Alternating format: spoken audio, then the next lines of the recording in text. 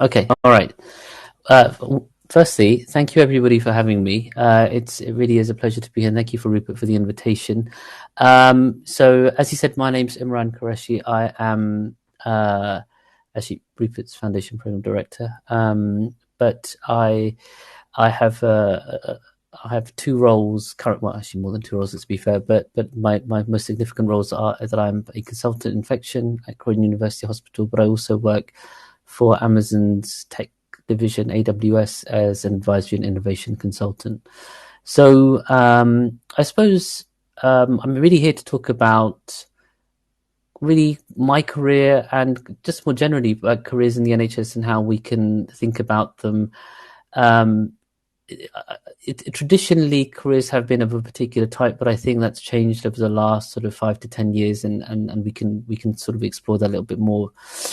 So traditionally, I suppose you're very used to what we call the conveyor belt of career pathways. So you start at your A levels, then you become. Sorry, I'm just assuming I'm speaking to more as medical students here, so or foundation doctors. So A levels to medical student, to foundation doctor, to SHO, SPR type middle grade level, then to consultant, and then to sort of C-suite, medical director, CIO, CFO, CEO, and whatnot, right? So there's that whole sort of very traditional pathway and chain.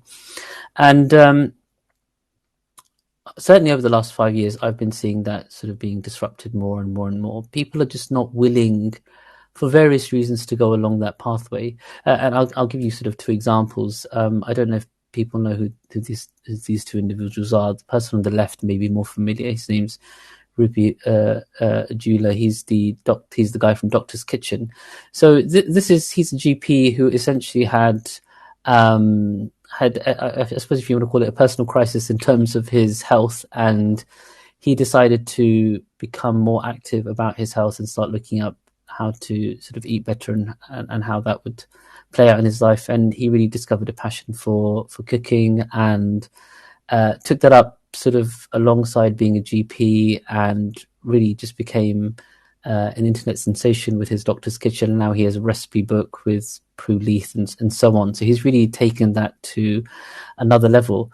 The guy on the right is Jean. He's a guy who is actually the founder of Touch Surgery, a company that he started when he was an SHO, and something that he was very passionate about learning and teaching education in surgery.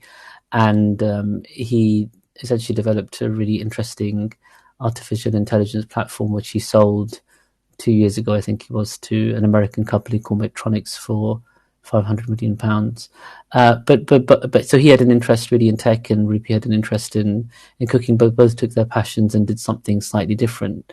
They don't necessarily work clinically anymore, but those are potential paths that they took. So I'm not saying that anybody who goes off the track is going to end up making £500 million, but I suppose I'm just sort of demonstrating some examples of people who have done something different. So what I'm going to do sort of over the next sort of half an hour or so is just tell you a little bit about my story and how I've got to where I have. I'd like to think it was more by intention, by accident, but I think that's not necessarily the case. But I'm hoping that there'll be some important lessons along the way that may resonate with you. And as Rupert said, sort of towards the end, we'll look at what we can do, other ideas about how to take different paths in healthcare. So really, let me tell you about my story. And if anybody ever decides to make a biopic for my life, I want Riz Ahmed to play it. But maybe by that time he'll be older and I'll be thinking of somebody younger.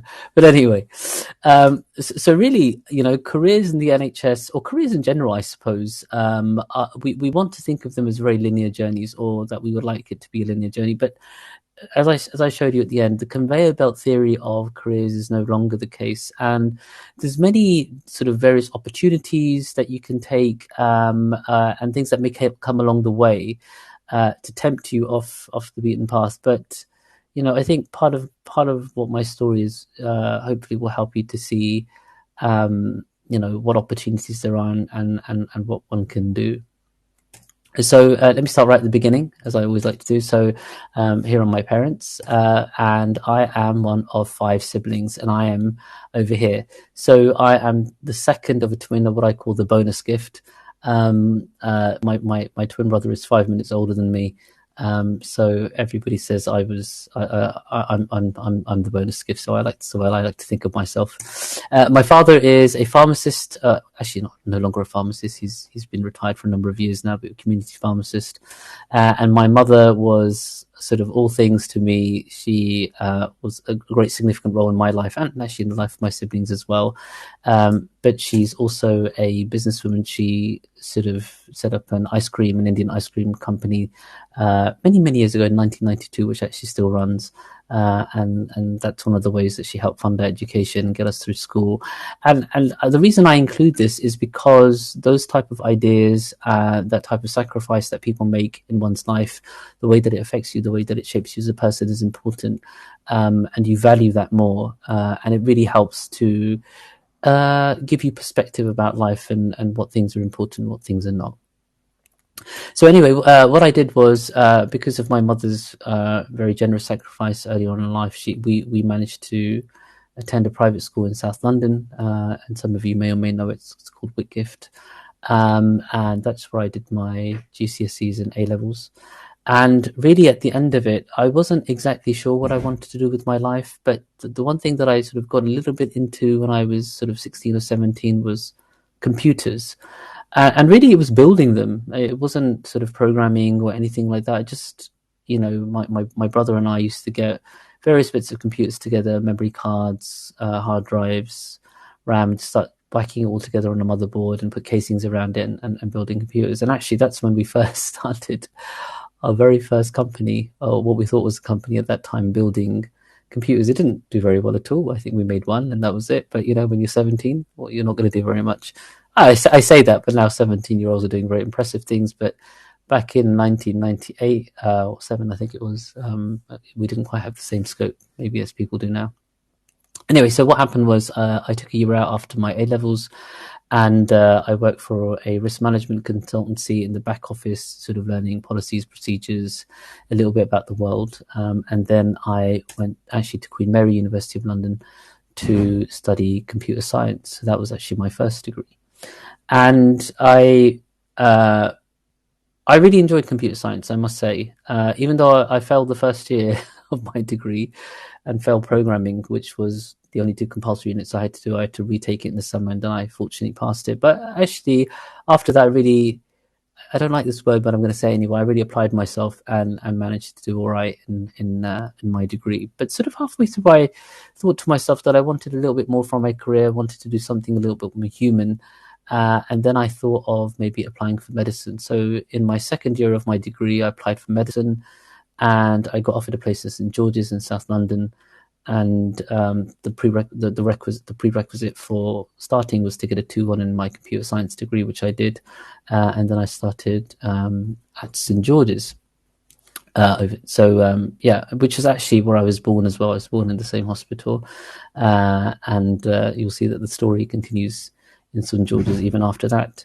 So I did probably, the most boring years of my life. I must say I wasn't a big fan of med school, but it is what it is. And I came out the other end, I want to say unscathed, but I don't think that was quite true either. There were some good moments, but like I said, I wasn't a big fan.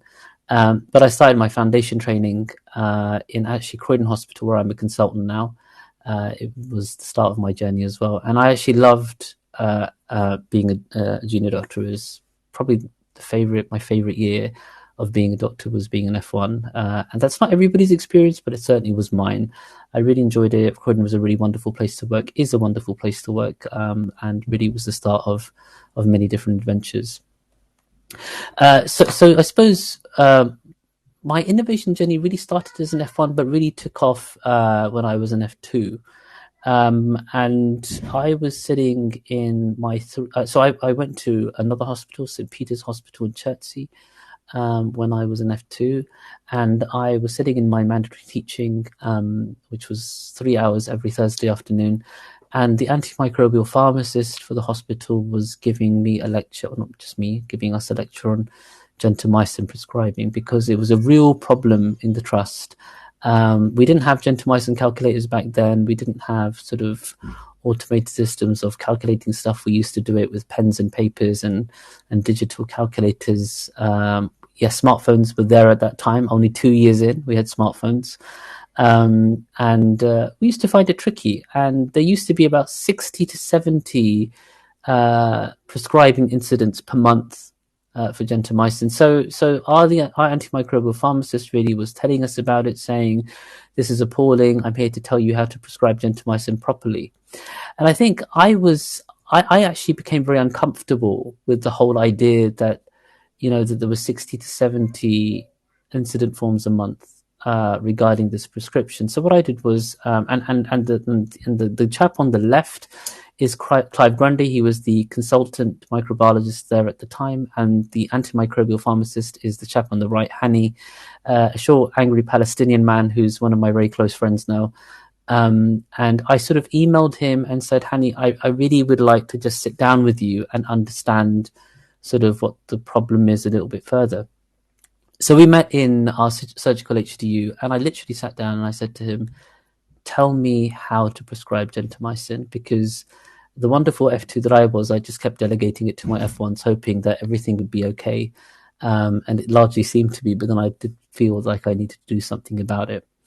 And I sat down with him and I did a process map of how to prescribe gentamicin. And, I was a little bit horrified to discover that the easiest way to get from one end of that process to the other was through 17 different steps. And I remember saying to Hani, I said, Hani, I'm not surprised that people are making a lot of errors, because there's 17 steps in this process, and anywhere along that pathway, somebody can make a mistake. So really, I went home and I was actually just troubled. I thought, well, no wonder it's not working out very well. This isn't a very good process. So with my very sort of active computer science brain, I decided that I was going to code an electronic gentamicin calculator, which is what I did. So this was back in 2009. I coded, I think, what was the second gentamicin calculator in the country at that point. But definitely the more comprehensive one. The other one was a lot more basic than this. And I basically presented this to Hani and Dr. Grundy, and I said, here's something that I feel will be helpful for prescribers of gentamicin, where they just fit in the parameters of the patient and they press dose, and it will give you the answer instead of them having to figure it all out. And actually, it was a massive success. We went from 60 to 70 incident forms a month to, on average, 2 a month. And when we looked at those incident forms a little bit more closely, we found that they were usually linked to locum doctors who didn't know about the calculator and would still be trying to do it the more traditional way. So that was really great and a good success, and gave me a real buzz. Actually, I felt like I had done something really, really important for patients and healthcare. And I sort of was a little bit of a crossroads at this point in my training. I was just finishing F2. I didn't really know what to do. So I was just keeping my options open. So what I did was I came across a conference called the International Forum on Quality and Safety in Healthcare. And that was back in 2009. And I thought, wow, this sounds really interesting, sort of improving healthcare. That's sort of what I've just done, and I'm really quite interested in it now. But I was an F2. I was married at the time, and still am. Not to say that I no longer am. But I couldn't afford the £1,100 entry fee for the conference. So I sort of went to the medical director. I just walked to his office and I said, can I have a chat with you? And he said, yeah, come on, sure. I don't know who you are, but come and have a chat.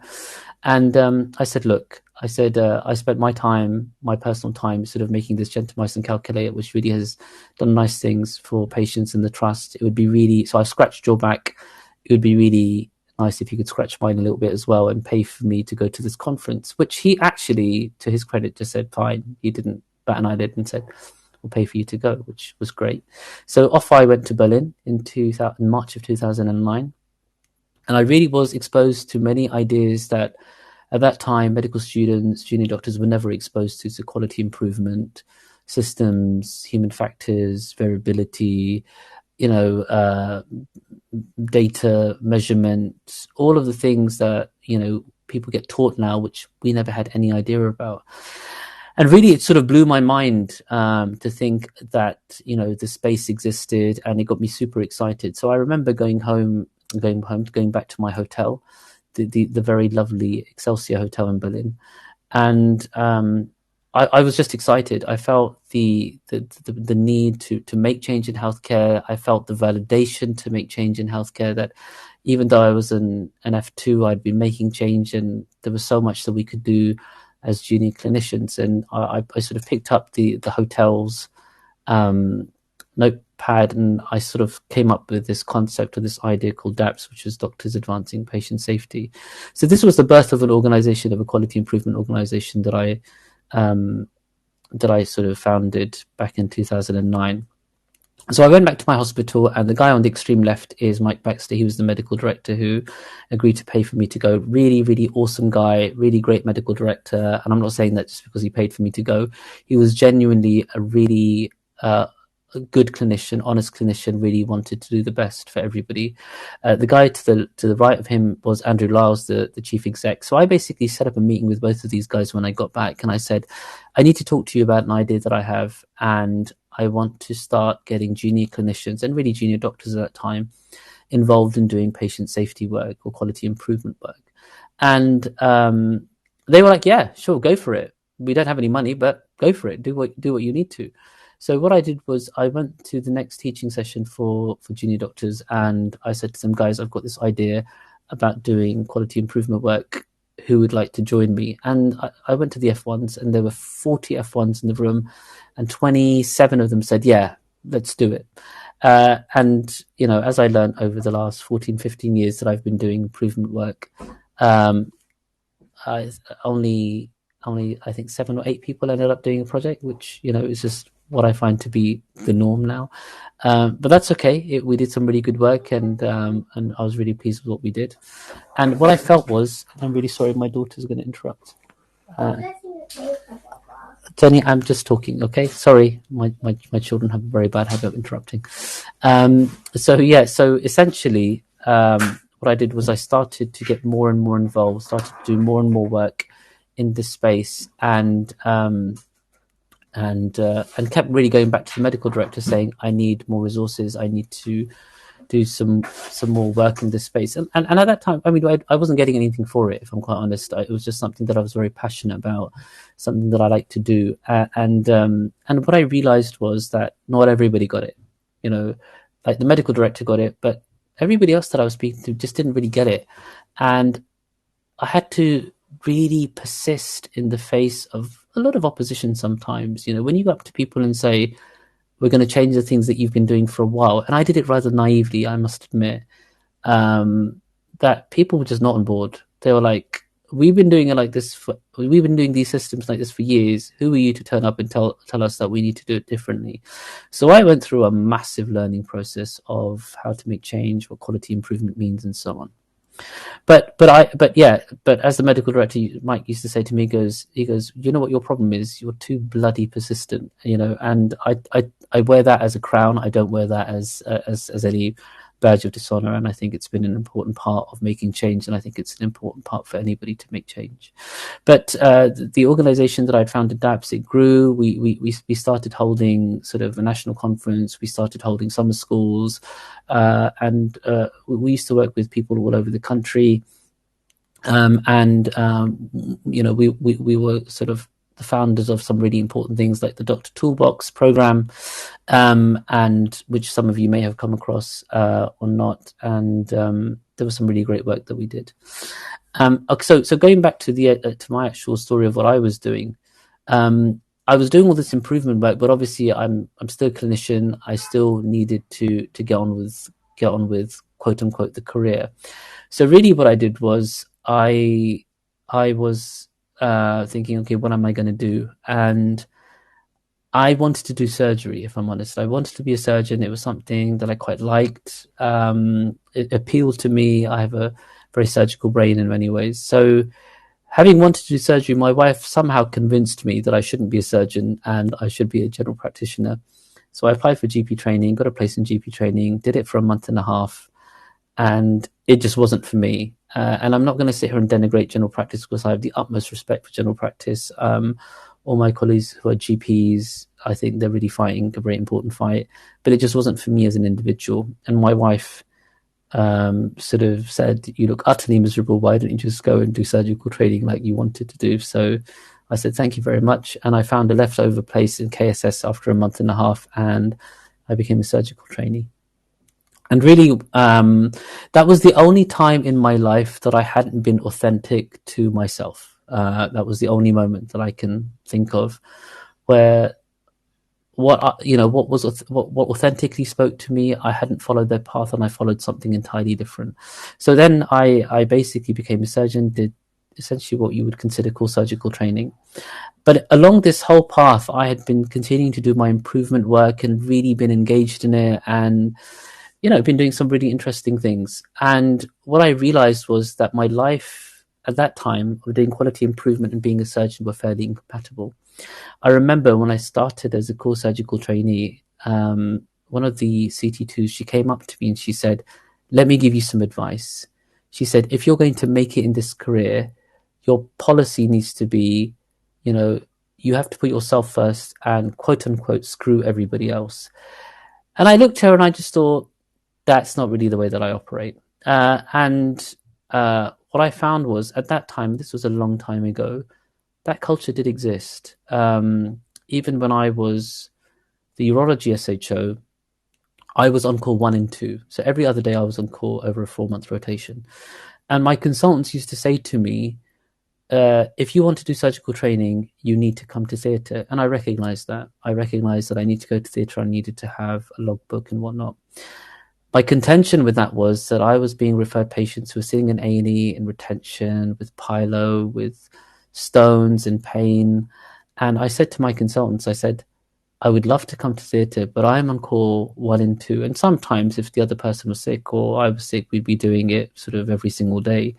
And I said, I'm on call, so how can I come to theatre? They said, the patients in A&E can wait, come to theatre and then go and sort them out afterwards. And I said, with the greatest of respect, that's not the right way around for me. I need to sort out the patients in A&E first, and once I've sorted them out, then I can think about coming to theatre.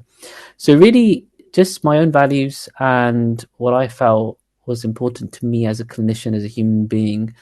I didn't feel at that time that surgical training and I were compatible. And as much as I loved being a surgeon, I did, I felt that I needed to do something different. And along this time, I had been spending a lot of time with Hani and Dr. Grundy, and rather naively, I just thought, oh, this infection stuff seems pretty straightforward. And I just phoned Dr. Grundy at the end of a phone. He just answers a few questions about antibiotics. How hard can that be? Very naively thinking that. Little did I know that infection training is a little bit more involved than that. But anyway, I took a year out. I spent a year as an A&E middle grade, as an A&E reg, and I just did a year of doing that, and I applied at the same time for training in microbiology, and rather to my surprise, I got offered a place, a run-through training place in microbiology in London, in St George's Hospital. And before I sort of go on to the next part of the talk and what happens next, I really think I want to emphasize this point that it's so important to be authentic in your career. Okay, whatever you're doing, authenticity really speaks to people. It really speaks to everybody. If you're authentic, if you're passionate about what you want to do and what you believe is the right thing to do, everybody feels that. It's a very honest and a very powerful thing to demonstrate to other people, authenticity. So my advice, one of the first tips of advice that I'm going to give everybody, is just be authentic. Don't do things that people want you to do. Do the things that you want to do because you feel that the right thing for you as an individual, as a human being. And that's not necessarily to say right for you in terms of getting ahead in your career, but that may be part of it, obviously. But what speaks to you and your values, I think that's really important. And that's the first piece of advice that I would give. The second piece of advice that I would give was actually given to me by my training program director, and who's still She's now my clinical director, and we still work together, but now as consultants. And she said to me, Imran, grab every opportunity that comes your way and worry about the logistics after.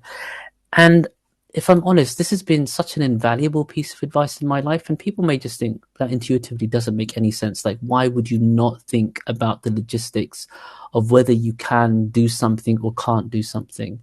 And I'm not saying that this is for everybody. It's not. It really is not. And you have to look sometimes at your own personal situation to figure out whether this would work for you. But this worked for me 100%. I've always done that. I still do that. Every time a good opportunity turns up, I'll just say yes. And then I'll think about how to navigate all the other bits around it afterwards. Now, like I said, that's not going to work for everybody. And somebody might just think that's bad advice. It is for some people, but for other people, it's really going to help you. So just think about it. And for certain types of people, this is a way to supercharge what you do. But you're going to know whether you're that type of person or not. But for me, this was super important advice. And actually that sort of leads into the next thing, that when I started my training in microbiology, I was presented with some opportunities, and the next opportunity was that I was contacted by the BMJ, and they were setting up a new division called BMJ Quality. And BMJ Quality was all obviously about quality improvement. So you'll be more familiar with the journals or BMJ Learning, and those are other divisions in the BMJ. But this was a new division that they were setting up in 2011, I want to say. And they said, because of my background in quality improvement, they said we would really love for you to be our first clinical lead in quality. So I spoke to my program director at the time. I said I would like to take an UPI, which is an out program experience. And they weren't happy about it, but I got it in the end. And I spent a year working at the BMJ developing a platform for quality improvement. I didn't actually do any of the tech bit of it. I was the healthcare person. I was the clinical lead, and I worked with BMJ Technology, BMJ Journals, BMJ Learning, to really put this product together, which no longer exists, sadly, but it was a great product at the time. And it was a great year. I learned a lot. I learned a lot about business. I learned a lot about product development. I learned a lot about working with different teams outside of the health service. And I would always say to everybody that if you get a chance to do something like this, grab it with both hands. It's another year of training on top, but it's okay. These type of experiences are invaluable. And if I could have stayed at the BMJ permanently, I would have. I loved it so much. Working at BMA House is awesome. They have an awesome canteen, really great food, and not badly priced. So anyway, after my year at the BMJ, I had to return to training. I had 3 years left as a reg, and I had some exams to take, which I did. And when I got to the end, I basically had some options about what to do. So I was told that there was a consultant job coming up at Croydon. So the clinical director at Croydon, who gave me that very piece of valuable advice, she phoned me and she said, Imran, we've got a position coming up as a consultant microbiologist. We'd really like you to apply for it. But what happened was that post didn't come out for 10 months after I was CCTing. So I had to really pay the bills. My wife and children relied on that. I couldn't just be jobless.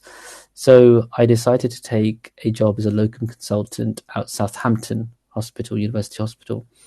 And what I did was I sort of lived there during the weekend. My wife and my kids were in London. So I would stay there during the week and come back on the weekends. And I did that for about 8 months while I was locuming, waiting for this position to turn up at Croydon, which it did in the middle. And then I got appointed there. So when I was, but before I got the job at Croydon, the people at Southampton said to me, we'd really love for you to stay here as a substantive consultant. The trusts that I had done my surgical training at, my F2 at, and I had spent sort of 6 years working as a part-time A&E reg once a week, and I'd done a lot of clinical governance and improvement there, which was Ashford and St Peters. The deputy CEO reached out to me and said, we'd really like you to be a substantive consultant here. And then, of course, I had the offer at Croydon as well. And this was actually not that easy a decision. I live in Croydon. I live 20 minutes walk from Croydon Hospital. So you would think that this was an easy decision. Actually, it wasn't. I really loved working at Southampton. I thought it offered me many different things. St Peters was what I used to call my second home. Croydon was my first love, and clearly the closest. And in the end, logistics won. So I became a consultant at Croydon. And very much as was in my nature, I started off as a consultant microbiologist, but very quickly um, I realized that if I was doing the work that I was actually being paid to do, I had about 3 hours of work to do every day out of my 9 hours, and I'm the type of person that feels unfulfilled very quickly. So I started to be proactive and started to looking at different roles and things that I could do. So I became the stewardship lead within 2 months. I introduced ward rounds in the hospital, which didn't exist at that time. I became part of the sepsis committee. I was, I think, 8 months a consultant, and the position of the chair of the consultant body turned up, which I really got because nobody else wanted it. So I became the chair of the consultant body for 3 years, and wanting always with my quality improvement hat to make change.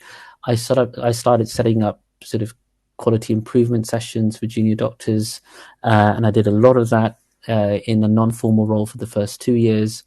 Uh, uh, and then became the associate medical director for quality improvement in the third year. I did a lot of local campaigns. I became the foundation program director in 2018. I think it's been nearly 6 years, I think, that I've been doing that job. I also started teaching computer coding to healthcare professionals. It really came off the back of a suggestion by my appraiser, who was an A&E consultant, still is an A&E consultant in the hospital. And when he was going through my history and my backlog, he said, you've got a really interesting skill in IT and coding. Why have you ever thought about teaching it to other people? And I said, not really. But then I did. I started teaching in December of 2018 for free. I just started teaching healthcare professionals at my hospital to code once a week. I would do it for 12 weeks. And I did that for about 3 years. I just would teach throughout the year computer coding to different people. And I used to teach it locally, but the pandemic changed things. I had to move it all online, and then it sort of expanded, and now it's sort of a very international thing. And we're in our 17th cohort of it, but I'll sort of mention it again later. I started obviously coding some things for my hospital. We wrote an antibiotic calculator. I set up the outpatient antibiotic service in our hospital, which took me about 2 years to do that. Like I said, I became the associate medical director for quality improvement and research and development. So I did, I used to do a lot, which has changed now because I obviously work part-time, working part-time for Amazon. I don't have all of these roles anymore. Some of them still exist, but lots of them don't. But I think one of the important things was, and this comes back to being persistent and tenacious. And, it's really important that if you want to, and I didn't do these things necessarily because of mobility within a hierarchy. I did them because they spoke to me. Improvement has always spoken to me, especially in healthcare. And I did these things really because I felt that they offered something to people. Like I said, even computer coding, I taught it for free for 3 years. I didn't take any money from it, because I naturally felt that, healthcare professionals have brilliant ideas, and we need to bring those brilliant ideas to the front. And if teaching people how to code help them to do that, then that's something that we should do. But what we did actually was, during the pandemic, we turned it into an online thing. We formalized it as a company, and it became the company CodeMed, which I don't know if anybody on this platform's heard about it, but we started developing software.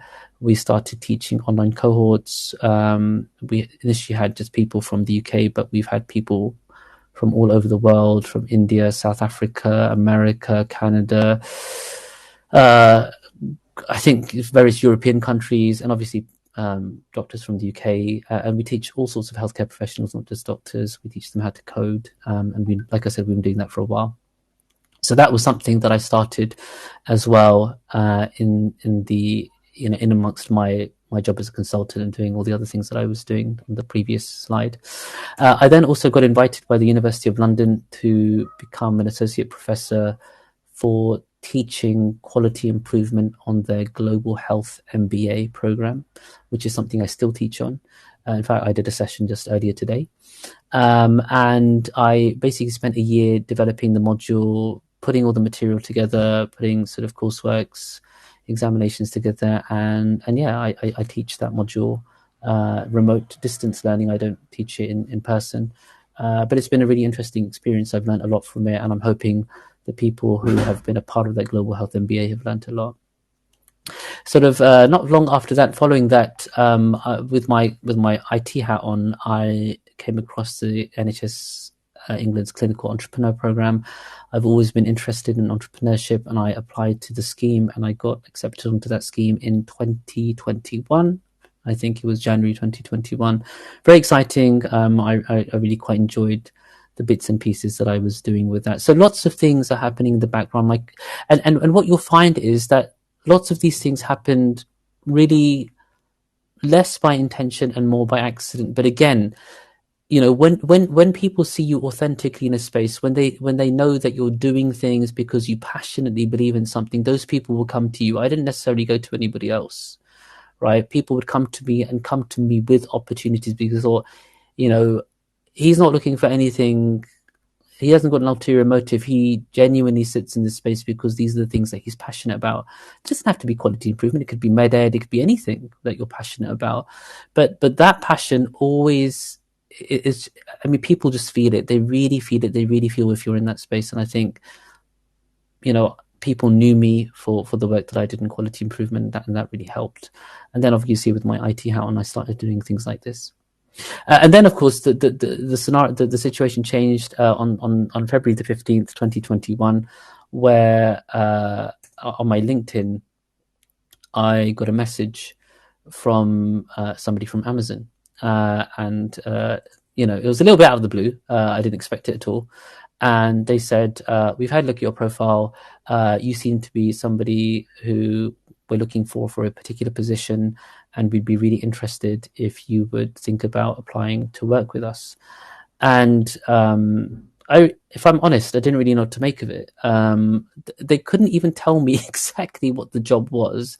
Sort of like a vague idea, but nothing specific, because there was a little bit of secrecy around the job. And I didn't know what to do, if I'm honest. It may just sound like, oh, that's like a no-brainer. Big tech company wants you to work with them. But that's not how it panned out. I was very unsure. The whole time I was very unsure. I think I'm the type of person, as I said before, that I'm going to go for an opportunity in any case, and I did. So I was like, okay, I'm definitely going to investigate it. But really, all along the process, I wasn't sure if this was something that I wanted to do. Partly because, and I'll be honest, that I'm a socialist, and I'm not really a capitalist in that sense. And I don't say that as in any sort of modesty. People might even think I'm crazy, I'm not nutty socialist. But for me, it almost went against my political and personal values to work for a company like Amazon. But I spoke to a number of my friends, and they gave me some really good advice about it being an opportunity to learn. And I think that's the way I sort of approached it. And in the end, I went through a nine-stage interview process one day, which was like 7 or 8 hours of interviews in a row. And I got offered a job at Amazon. And I think the thing that I made very clear was that I'm not going to leave the NHS to work for Amazon. That was something that was non-negotiable for me. It remains non-negotiable for me. I like being a clinician. I don't like everything about being a clinician, but I like being a clinician. I like doing the work that I do in clinical medicine, and that's always been a point of non-negotiation for me. And even now, if Amazon pushed me to become full-time, I would drop Amazon and remain being a clinician in the NHS. I'm not saying that I'd work full-time for the NHS. I would never do that anymore, but I wouldn't give up being a clinician in the NHS. So yeah, in July of 2021, I started working in Amazon in a particular division. And at that time, I was doing a lot. You know, I held at that time all of these roles, right? And I think people will think, well, how the hell did he do that? I think, I'm not saying that everybody can do it, should do it, right? I have a very, very forgiving wife. She's very forgiving. I'm very fortunate like that. Not to say that she doesn't moan at me at times. She does, with good reason. I don't begrudge her the moaning that she does. I think she's very right that I'm one of those people who lacks a little bit of balance in life, quite a lot of balance in life. But I'm one of those people who can't sit still, who loves to innovate, who loves to be entrepreneurial. These things really tick all of my boxes. So for me, doing stuff like this is super important. Now, that's not to say that people have to do this or they should do it, or even if it would suit everybody, it's not. I'm just talking about me. I'm not talking about anybody else. And like I said, I'm not advocating a particular understanding or way of life. I'm just telling you about my journey. So, so now, 2 years on, interestingly, the first division that I was in Amazon, which really was focused around diagnostics, so labby type stuff. I became the medical director for Amazon's laboratory. And I didn't do any lab work, but I was there thinking about how to make diagnostic product which we could sell to different groups of people.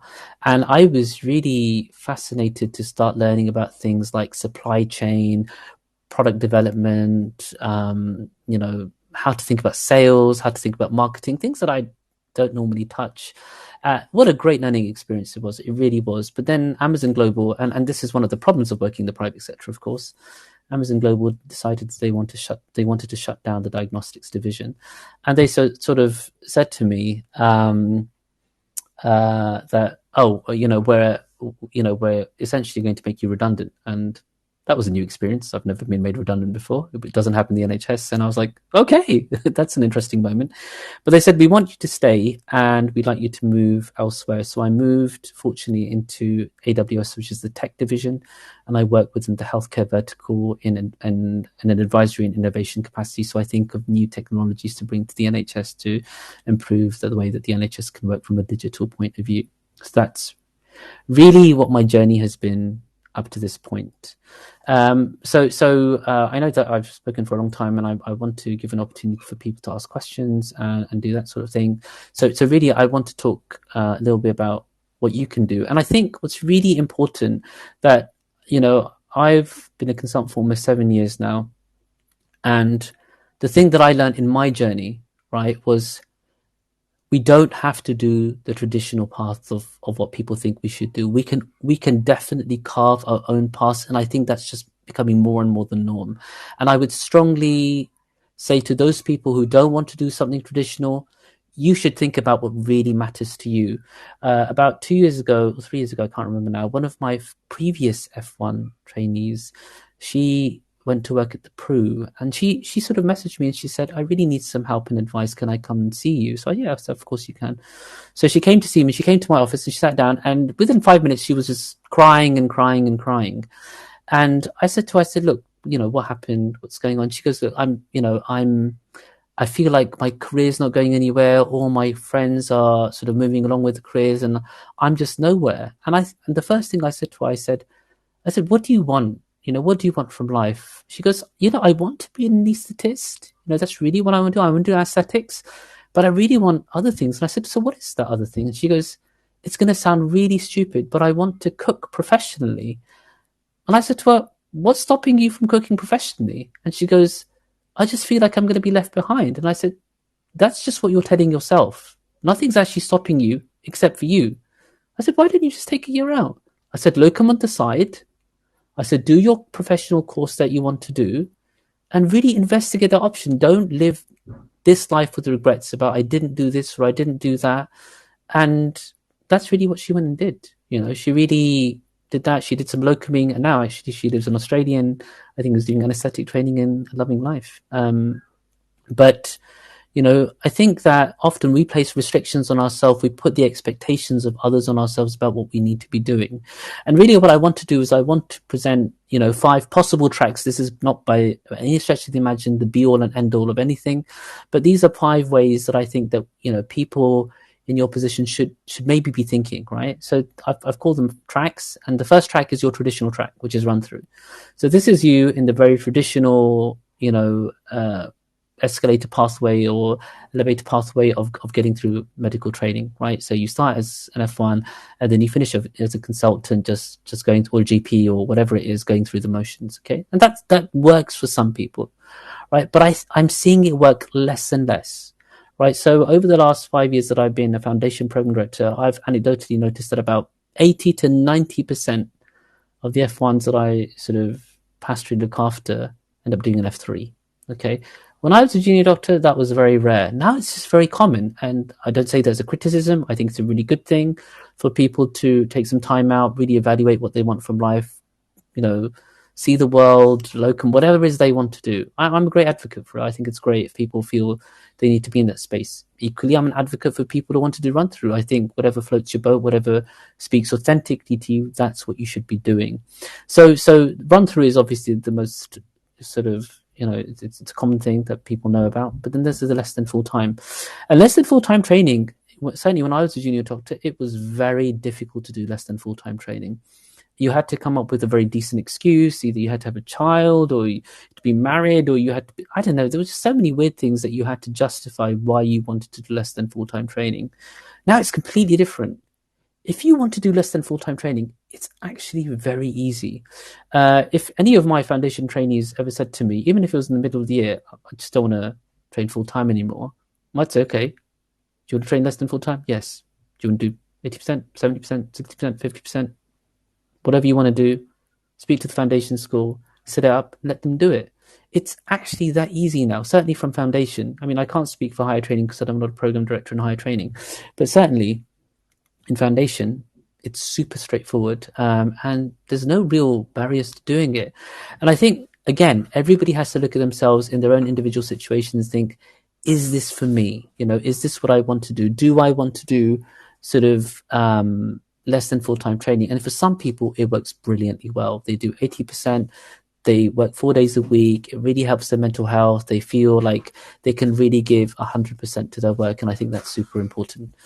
Now, the other one is track 3, which is where people sort of want to keep their toe in, but are looking for other things, beyond medicine. So they'll say, we'll do F1 and F2. We'll be fully registered, have all our competencies if we ever want to do come back and do specialist training, but they want to go and investigate other things. So they'll do fellowships, or they'll go and work for a tech company. So they'll apply to KPMG or Deloitte or Accenture or anybody else, right? And I'm just using various companies' names, but they'll go and investigate life at that point. And many of them will go on to stay in those industries.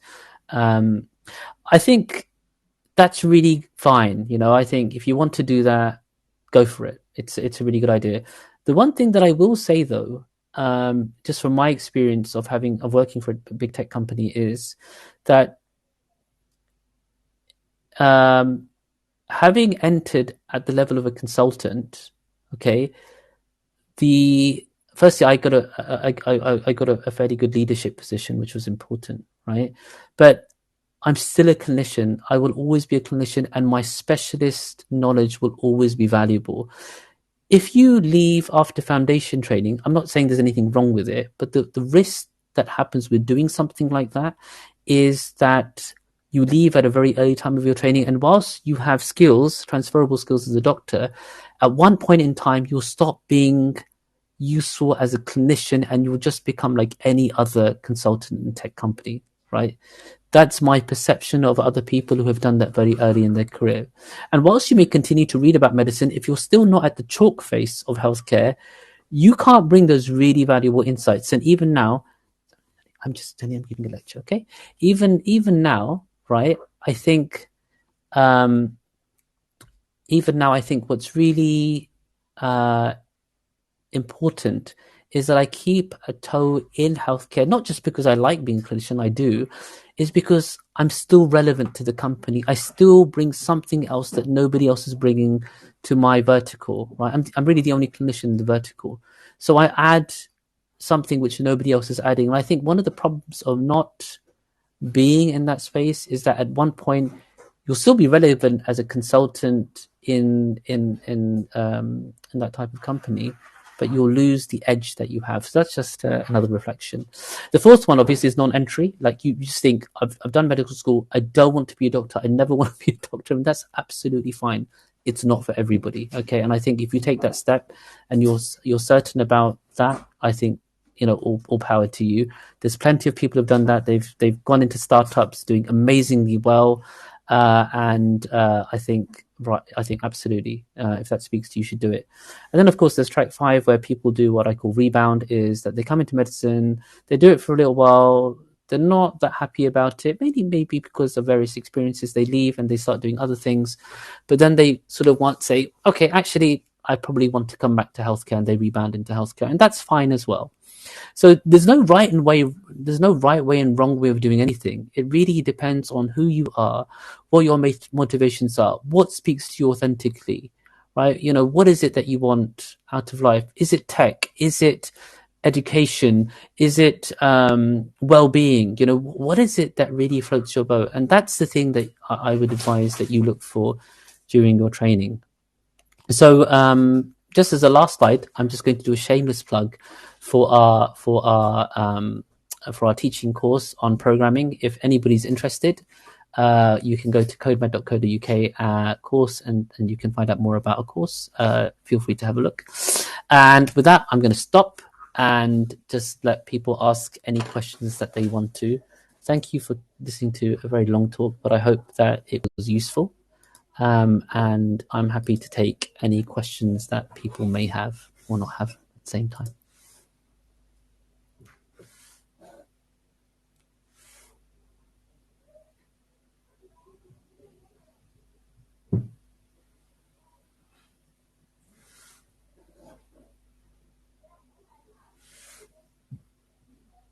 I don't know how this works. I don't know if people want to text or there may not be any questions. But if there are, feel free. There is one question in the chat, Imran. Don't know if you can say it. Sorry, but that voice is very crackly. Sorry, I can't really make out what you're saying.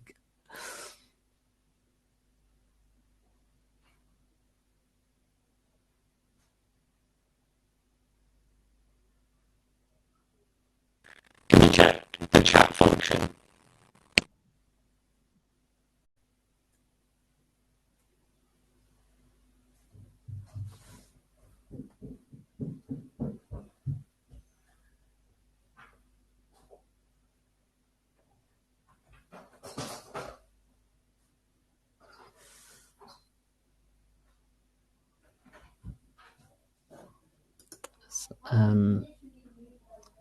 I think Rupert said, okay, so sorry, there's a question here in the chat I didn't see. What about caring for sick parents who have been admitted on wards where you work as a full-time F1? Can we get hospital accommodation and stay in one place without moving around? That's an interesting question. I think it really depends. I think if you have sick parents and you need to look after them and you're a main carer, then that is definitely something that you can speak to your foundation program director about, and then the school.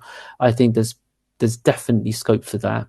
The only problem is that you have to flag these things early. If you flag them late, it becomes much more difficult to help. But if you flag it as early as you can, then that definitely becomes a possibility. And certainly, in my experience, foundation schools are sympathetic to that. You just have to flag it early and provide the evidence that they will need. But yeah, possible, definitely.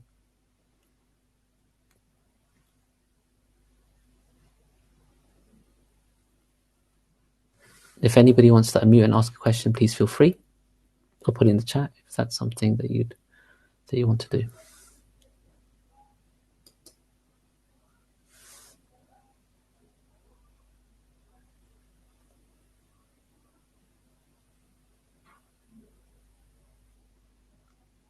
There's a question about how do you unmute. I'm not sure.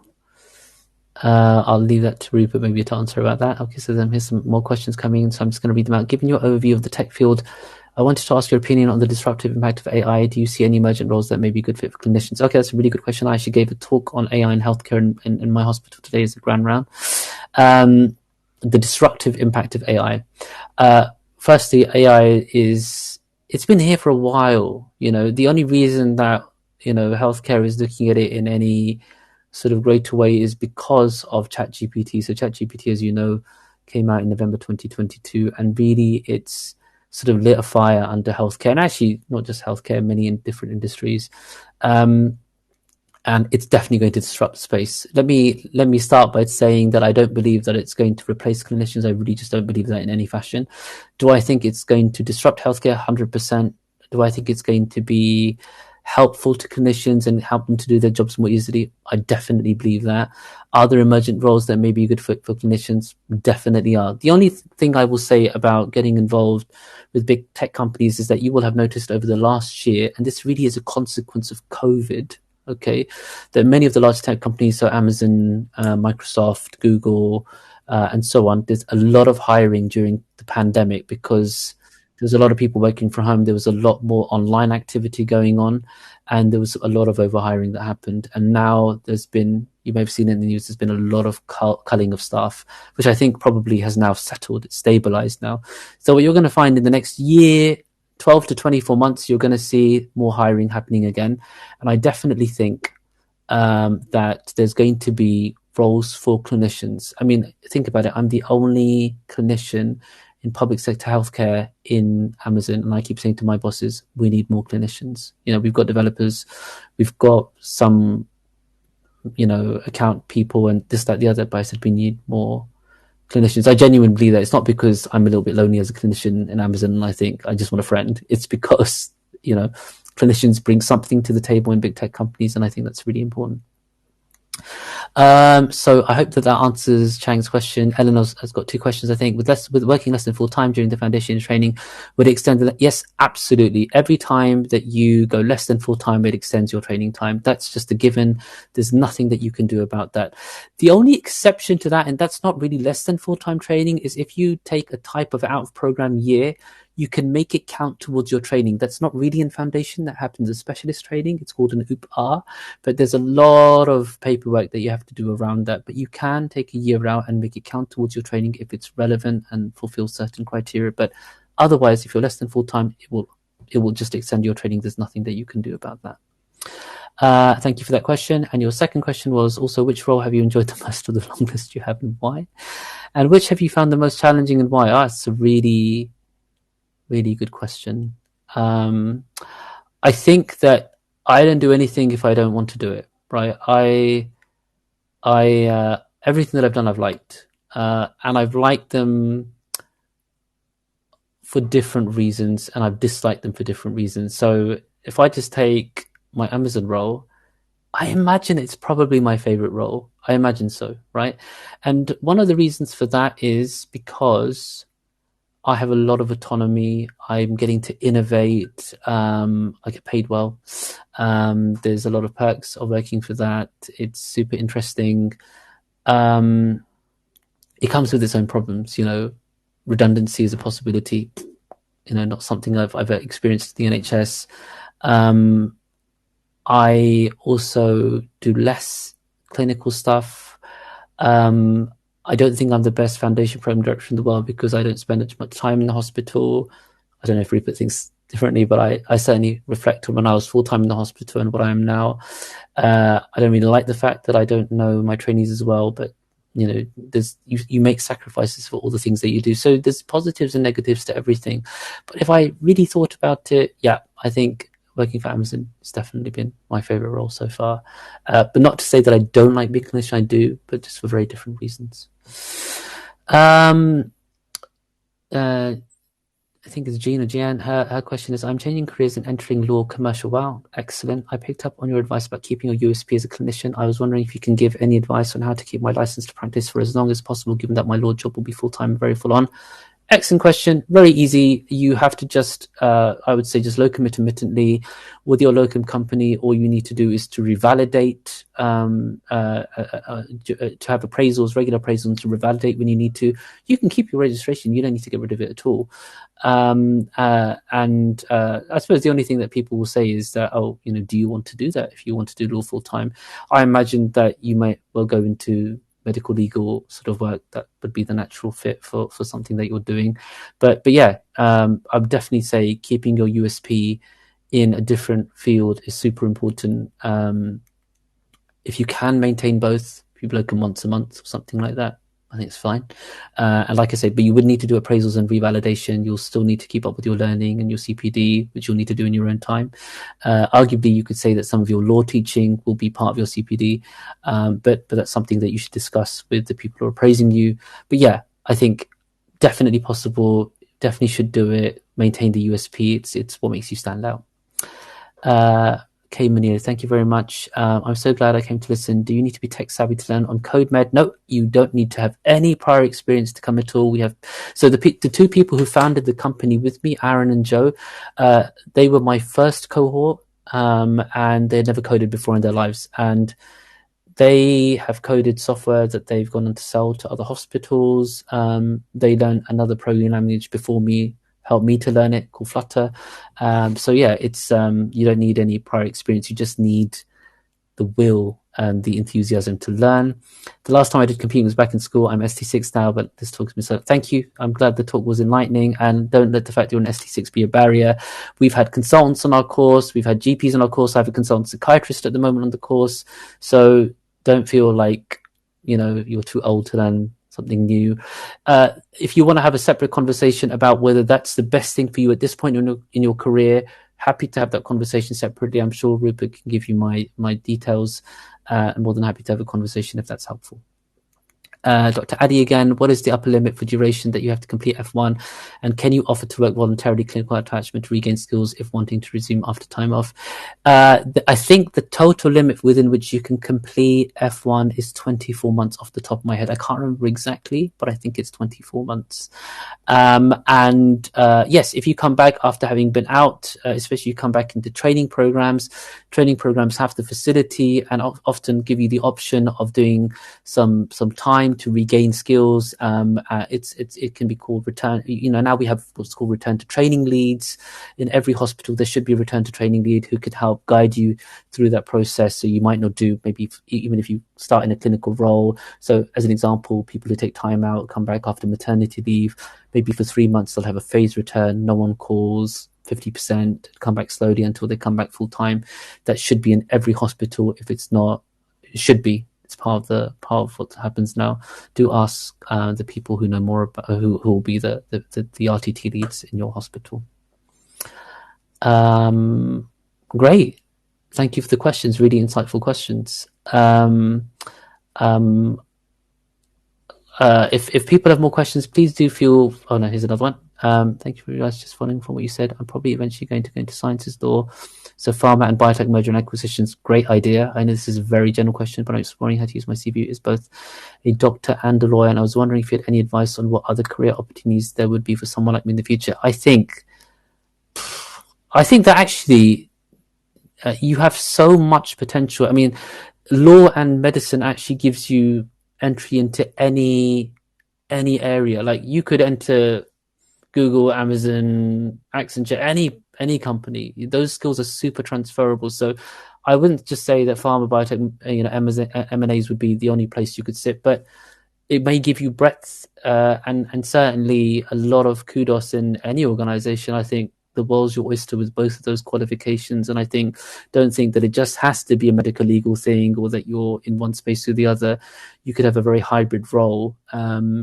Like tech and med is my hybrid role, I think, if you want to think about it that way. And I don't have to do that. If I wanted to, I could say in Amazon, I just want to do product development now. I want to go into that part of it. These skills are very transferable. So don't think that you have to pigeonhole yourself. I think just be open to different ideas, different possibilities, potentials, and yeah, go for it. Thank you for everybody's comments. I'm glad that it was useful and that it gave you something to think about. Always happy for people to get in touch if you want to have a one-on-one and talk more about your personal situations. Always happy. But thank you guys. I think I've spoken a lot.